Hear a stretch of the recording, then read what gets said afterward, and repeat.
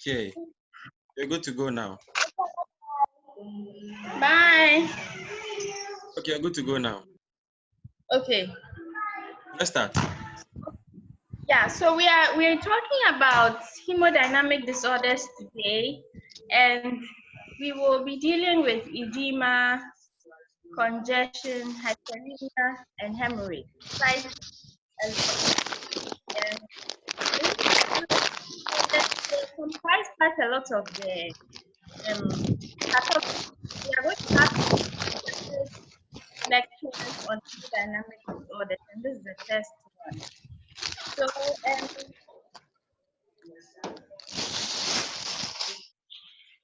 by way of introduction, we know that the health of the cells and tissues depends on the fluid around them.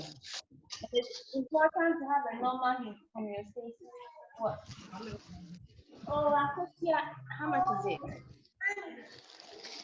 Sorry. Okay, so put it on here. Go out, all of you. Go with mommy. Okay, sorry. So the health of the tissues depends on a normal fluid homeostasis. And this is important for the integrity of the tissue. So let's look at edema. About 60% of the body is water. And two-thirds of this is in the intracellular space. I know you know this from physiology. Then 1/3 is in the extracellular space. That is outside the cells. Okay. Now this term edema means there's accumulation of fluid in the extracellular space. So that is basically the meaning of edema. And we are going to look at some of the mechanisms that lead to the formation of edema. Okay. So edema means more fluid in the extracellular or the interstitial space. And it can occur when there's a change in the volume, the pressure, the protein content of the blood. And then the endothelial function. Endothelial function is the ability of blood vessel lining to hold blood and fluid in. So if there's a problem with the endothelial lining, such that it now allows blood or fluid to escape, then that can lead to edema, because then the fluid will go and accumulate in the extracellular space. Okay.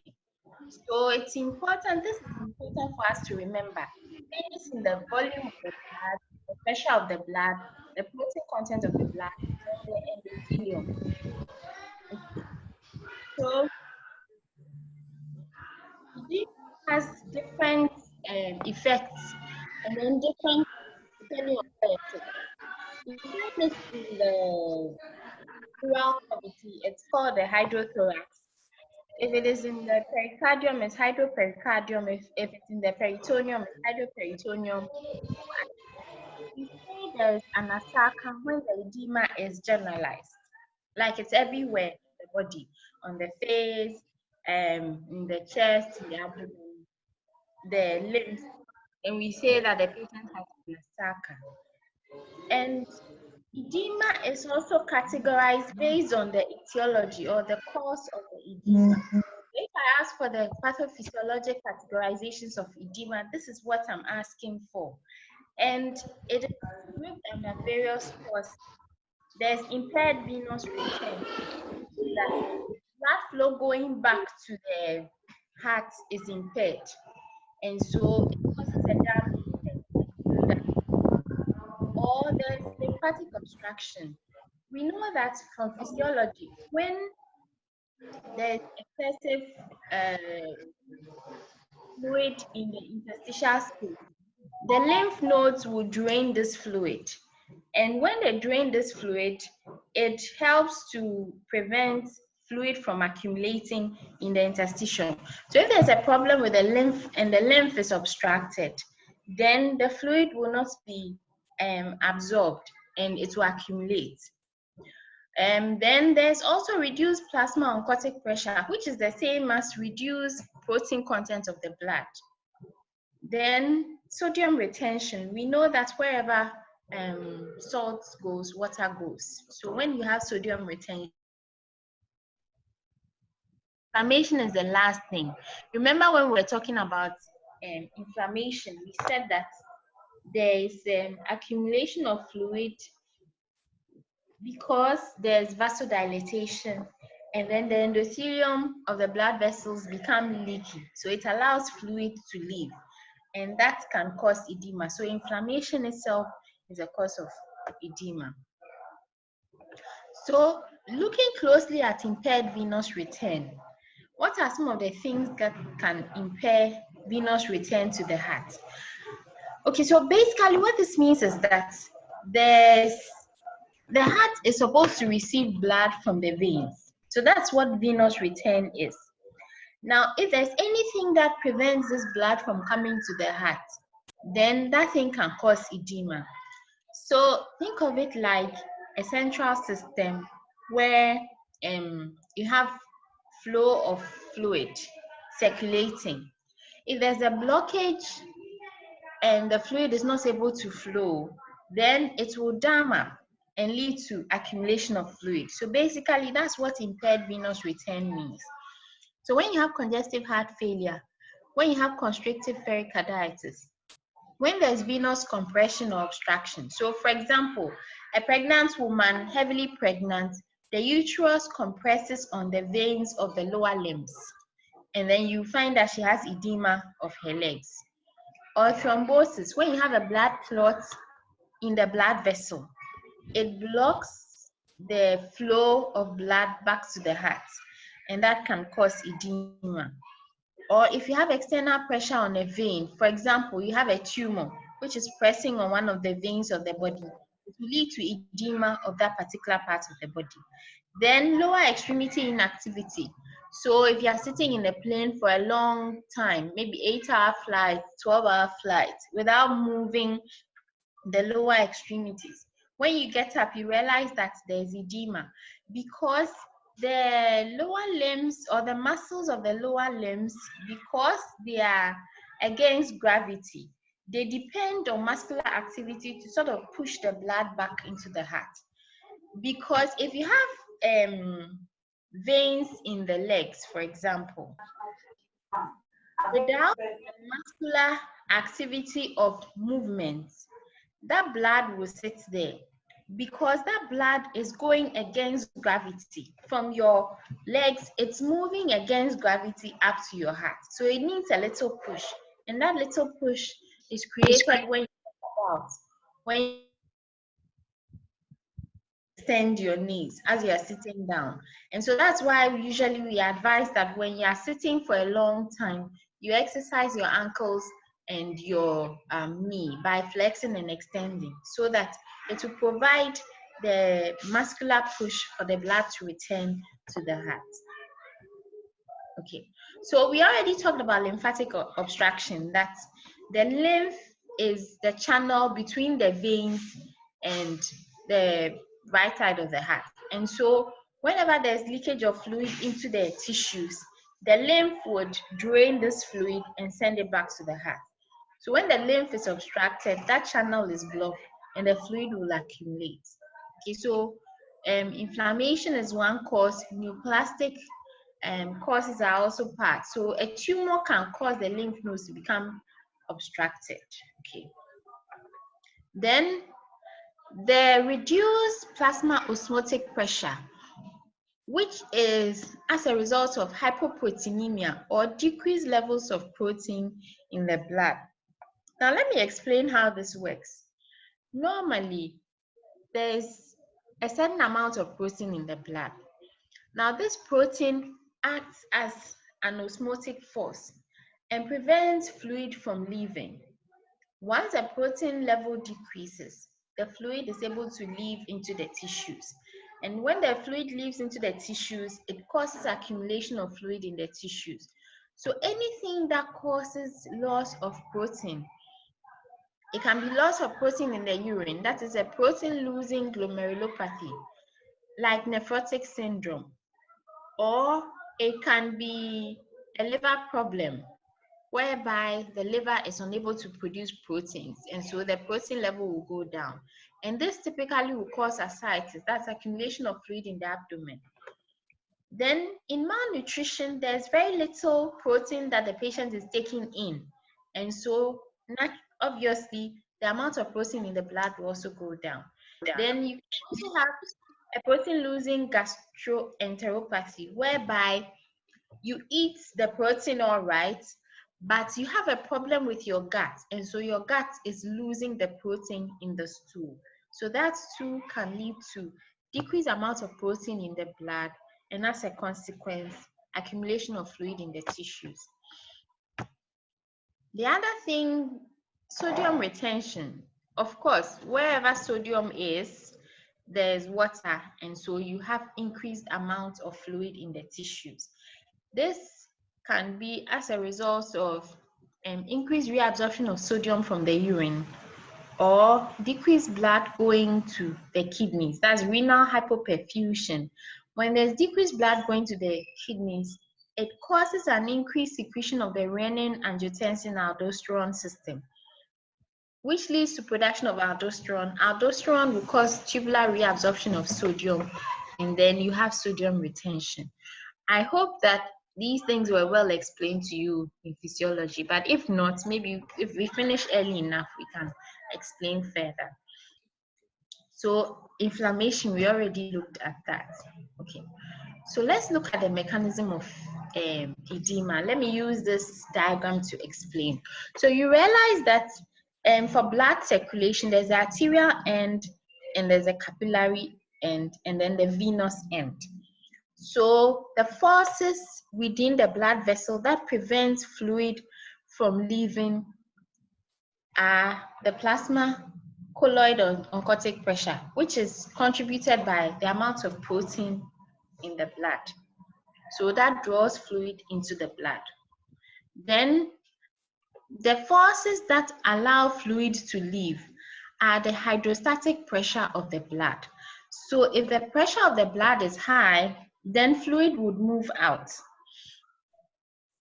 If the pressure of the blood is low, then fluid will be retained. Then the opposite forces occur in the tissue. Now, if there's increased plasma osmotic pressure, there's increased osmotic pressure in the tissue. That is, if for any reason you find that there are proteins in the tissue, they would draw blood from the plasma into the tissues. Then also, if for any reason the hydrostatic pressure in the tissues increases more than the pressure in the blood vessel, it will cause fluid to be shifted. Okay, so Madam, please, a question. Go over this small the pressure. Okay. That, So yeah. So look at it this way. There are two forces at play. There's hydrostatic pressure and there's oncotic pressure. The oncotic pressure is contributed by the presence of proteins. And the hydrostatic pressure is the pressure of the blood, or the pressure, let's say pressure of fluid. Okay, pressure of fluid. And these two forces are present in both the blood vessel and in the tissue. They balance each other, and then the fluid stays the same. When one of the forces is more than the other, then there'll be a shift of fluid. So let's understand it better. The plasma oncotic pressure inside the blood vessel is the protein that pulls fluid from the tissues into itself. Okay. Then this force is opposed by the hydrostatic pressure of the fluid inside the blood vessel. So whenever you have increased blood pressure, the fluid will be pushed out of the blood vessels into the tissues. It's like you have a tap. When you increase the pressure, if you have a tap and then you connect a hose to the tap, and then there are holes, small holes along the hose. When you increase the pressure on the tap, what will happen? The fluid from the hose would push out at a very rapid force. When the pressure on the tap is small, it means that that fluid will not trickle out that much. So bring that to hydrostatic pressure. When the pressure inside the blood vessel is a lot, it will push fluid out of the blood vessel into the tissues, and that will lead to edema. I hope it's clearer. The one who asked the question, is it clear? Chef. Okay, so let's look at the opposite forces in the tissue. So the tissue normally has less protein than the plasma, and the fluid will move in the direction of more protein. So you realize that the fluid will move from the tissues into the plasma because there's more protein in the plasma. Now, if for some reason these forces are reversed, such that you have more protein in the plasma, and how does in the tissues, and how does this occur? When you have a leakage of the endothelium, such that the proteins will leak into the tissue, then you end up with more protein in the tissue than in the plasma. Or if you have a situation whereby there's decreased amount of protein present, as I enumerated, like you're losing protein in the urine, you're losing protein in the stool, or the liver is not able to produce protein, or you are not eating enough protein, then in that case, the plasma oncotic pressure will be low, and so the fluid will move out from the blood vessel into the tissues. Now, if you have a situation whereby the hydrostatic pressure in the tissue is more than the hydrostatic pressure within the blood vessel, then it will cause fluid to move out. So how does this occur? This can occur when the thoracic duct is blocked, and so the lymph is not able to reabsorb the fluid from the tissue. So you have a buildup of fluid in the tissue. I hope this helps. Okay. Are there any questions before we move on? Because we really need to understand the pathophysiology. Okay. Yes, madam. Yes, please ask your question. My question is on the anasarca. Is it possible that a woman can undergo anasarca without any underlying condition because she is pregnant? So the pregnancy is a condition. Okay. The pregnancy is an underlying condition. It is not abnormal, it's physiological, but it's still a condition. Do you get it? Oh, And I was explaining that you have that kind of edema when the pregnant uterus is compressing on the veins. So venous obstruction can lead to edema. Okay. So can it affect all previous or other subsequent pregnancies? It depends on how heavy the pregnancy is. And you know that generally the uterus becomes pregnancy. Mm-hmm. And somebody raised their hand. So what happens is that the first pregnancy, the uterus might still be elastic and not expand that much, but with subsequent pregnancies, it expands more, it's bigger, and causes a more progressive obstruction on the veins. And so you can have a pregnancy where throughout the pregnancy, you have edema. It's physiological. All right. Thank you, Doctor. Are you okay? All Yes, right. Doctor. Okay, so somebody raised their hand. Do you want to ask your question now? Yes, 750096. Please ask your question.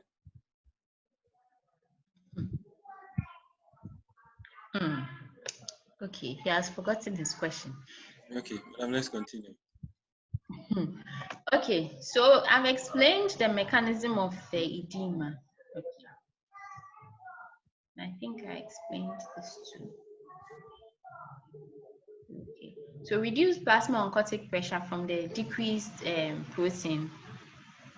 Okay, so this is just explaining further what I said. Okay, so let's look at the morphology of edema.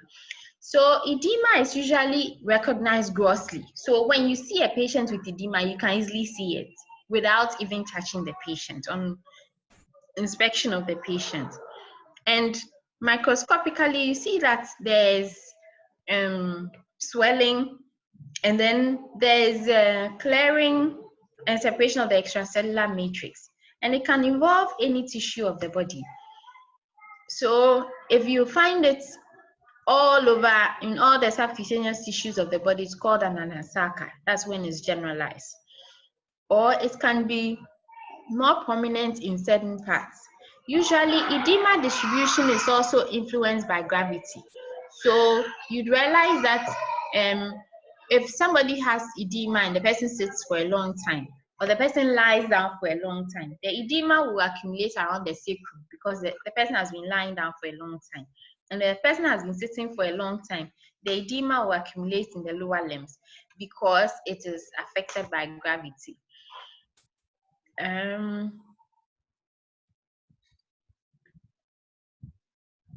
Usually, edema of renal origin, you will find that it's more severe. It's such that it even accumulates in the periorbital tissues. So renal edema, typically you see that all the tissues are affected, typically even the tissues around the eyes. And so one of the important things in taking history of a patient with renal pathology is to ask about edema, and also ask whether it affects the eyes, so that maybe when they wake up in the morning, they realize that their eyes are puffy. And as the day progresses, that edema resolves. We also have pulmonary edema, which is accumulation of the fluid in the lungs. And this causes the patients to have difficulty breathing because the alveoli are filled with fluid. And so instead of being filled with air, they are filled with fluid, and it makes it difficult for the patient to breathe. Sometimes when the patient coughs, you realize that the sputum that comes out is frothy. It's like it has a lot of air and sometimes with blood. Because of the pressure of the edema, it can cause rupture of the small blood vessels in the lungs, leading to pulmonary edema and then frothy sputum. You can have pulmonary edema in renal failure, in pulmonary infections, in heart failure, in hypersensitivity reactions.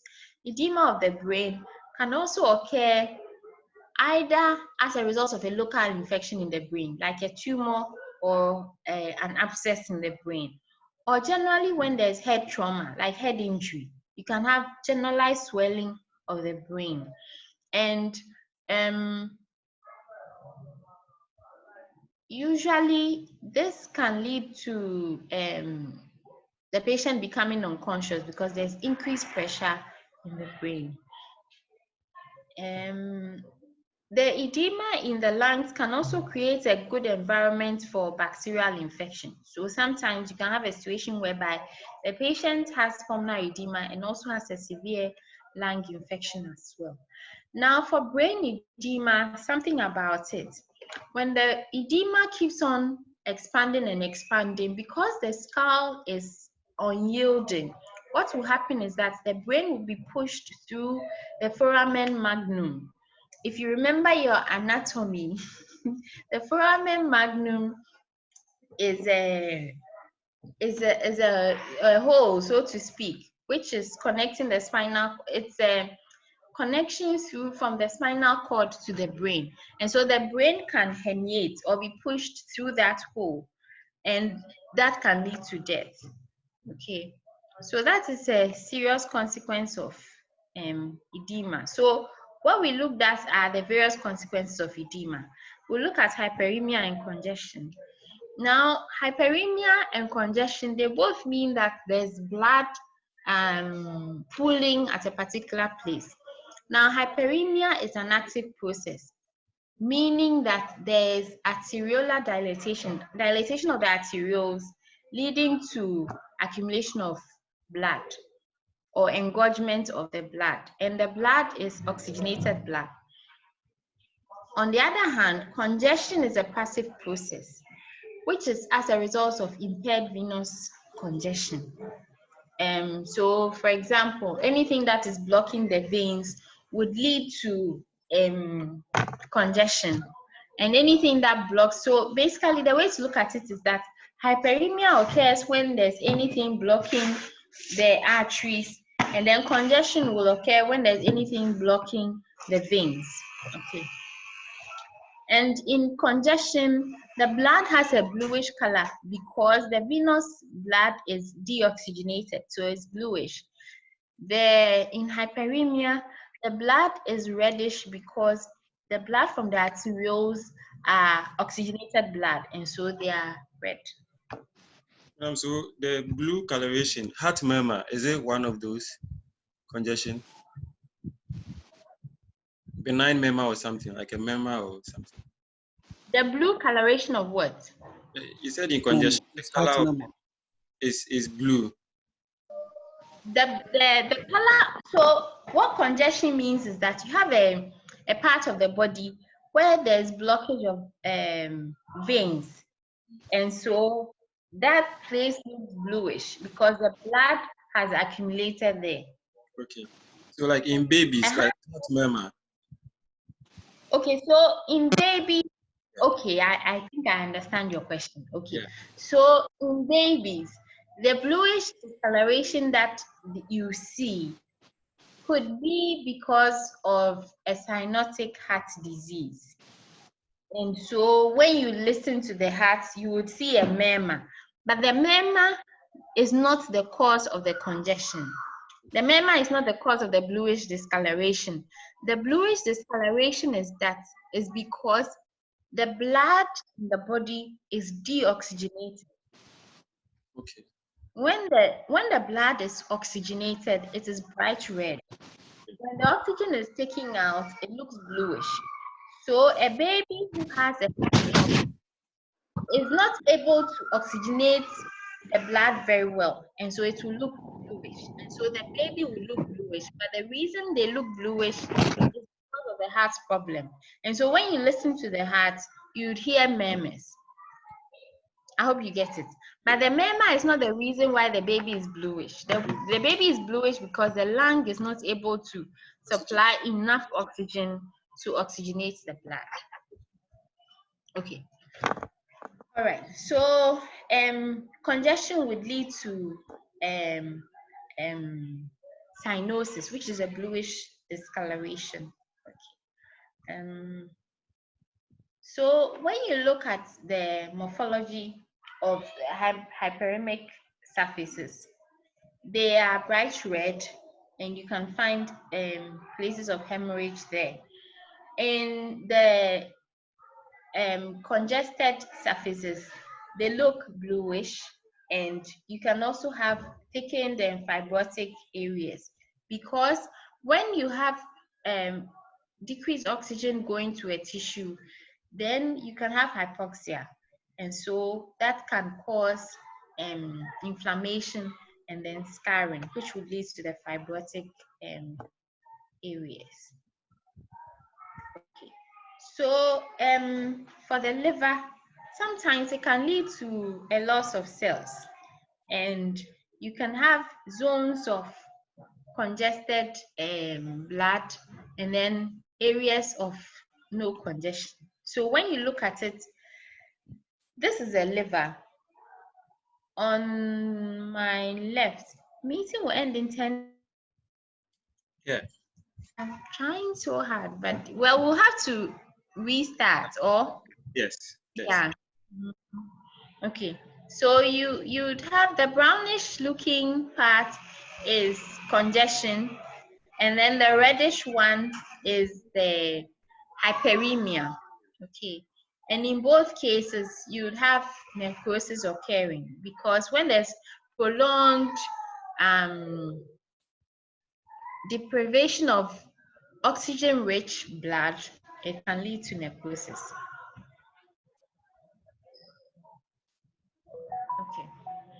So the last bit of this lecture is hemorrhage.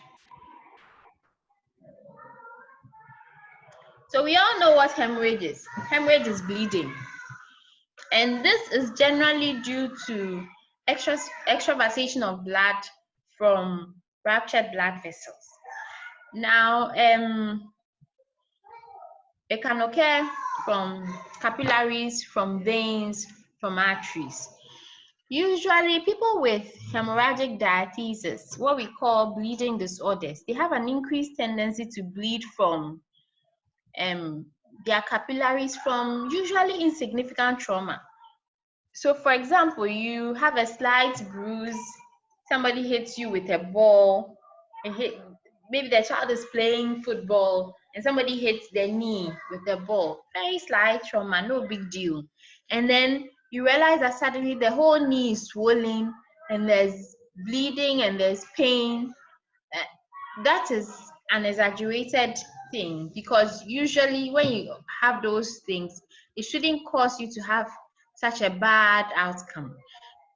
So in that case, you should start thinking, does this patient have a hemorrhagic diathesis or a bleeding problem?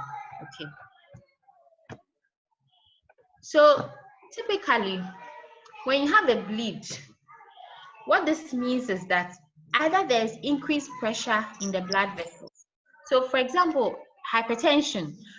For some people, when their blood pressure shoots up, they bleed through their nose. This is because the pressure in the small blood vessels is so high that it causes bleeding. Okay. Or it can be from low platelet count, thrombocytopenia, which will cause them to bleed. Or there's a problem with the function of the platelets, and so the platelets are not able to carry out their function of causing blood clotting. Or they might have a clotting factor problem. Okay, so whenever you have a patient who is bleeding excessively, ask yourself, is there a high blood pressure? Is there a problem with their platelet number? Or is there a problem with the way the platelets function? Or is there a problem with the clotting factors? Yeah, Esther. And is it the same with epistaxis? Yeah, so epistaxis is nose bleeding. That's what I was saying, that for some people, when their blood pressure goes very high, they can bleed through their nose. And the explanation is that the increased blood pressure in the small blood vessels in the nose would rupture. It will cause the small capillaries to rupture. And when they rupture, the blood would trickle through the nose. So epistaxis is a form of bleeding from the nose. So whenever you have a patient with epistaxis, you should also ask yourself these questions. Is the blood pressure normal? Is there a low platelet count? So you need to do a full blood count. Is there a problem with their clotting? Okay.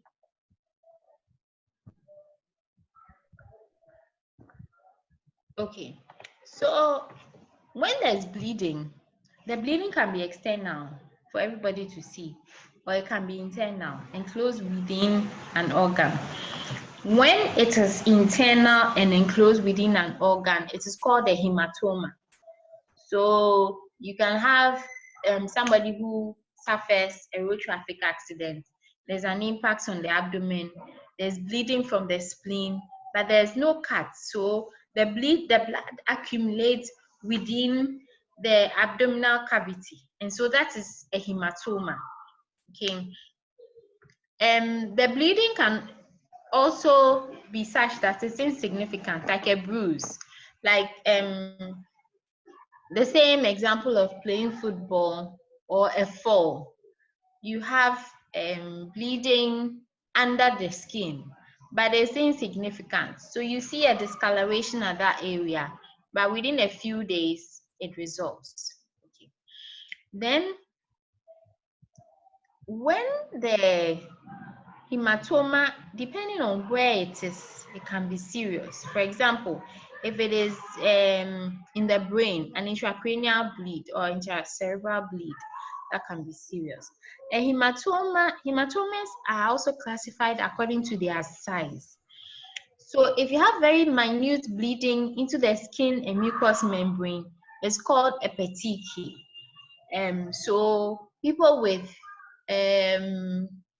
low platelets. You can have small bleeding, which you will see as a rash on the skin. Because our skin is dark, it will not show as reddish spots under the skin. You will see it as something like a rash. Okay, so these are all types of hemorrhages. So you see that there's a massive bleed, intracranial bleed in the brain. And then you also have small pinpoint hemorrhages in the intestine on the diagram. Okay, so these are all hematomas. One is big, one is small. So still continuing. Oh, Akosia, what is it? Tablet is running. It's running low. Okay, I'll try this for you. Yes. Black is burning. Okay, tell Albert to stop worrying. Tell Albert to tell Black to stop worrying. Okay. Okay. Yes. So the pinpoint hemorrhages are the petechiae. Now, when the hemorrhages are slightly larger, like 3 to 5 millimeters in size, that one is called a purpura, and it can occur in the setting of trauma, inflammation of the blood vessels, increased fragility of the blood vessel. But the larger ones are called ecchymosis. They are about 1 to 2 centimeters in diameter. Okay. So the morphology, you'd realize that when there's a bruise on your skin, it undergoes several color changes. So this is basically the fair-skinned people. They have that color change. For us, all you see is a dark area, and then it stays dark for a long time, and after a while, it disappears. That's us. But in fair people, you see that usually there's a red-blue color. That's the hemoglobin. Then when it's broken down to bilirubin, it becomes bluish-green, and then it becomes brownish. This is because the bilirubin is also eventually broken into hemosiderin. Okay, so these color changes, if you are fair skinned and you get a bruise, something hits your hand or whatever, you go through these series of color changes. Now, morphologically too, hemorrhages are given specific names depending on where it is. So if there's blood in the pleural cavity and the thorax, we call it hemothorax. If the blood is in the covering of the heart, around the heart, it's hemopericardium. If it's in the peritoneum, it's hemoperitoneum or the abdominal cavity. If there's bleeding into the joints, it's hemathurosis. Okay, so when you encounter any of these things, that's what it means. And usually patients with extensive hemorrhages can develop jaundice from the massive breakdown of the red blood cells and the release of the bilirubin.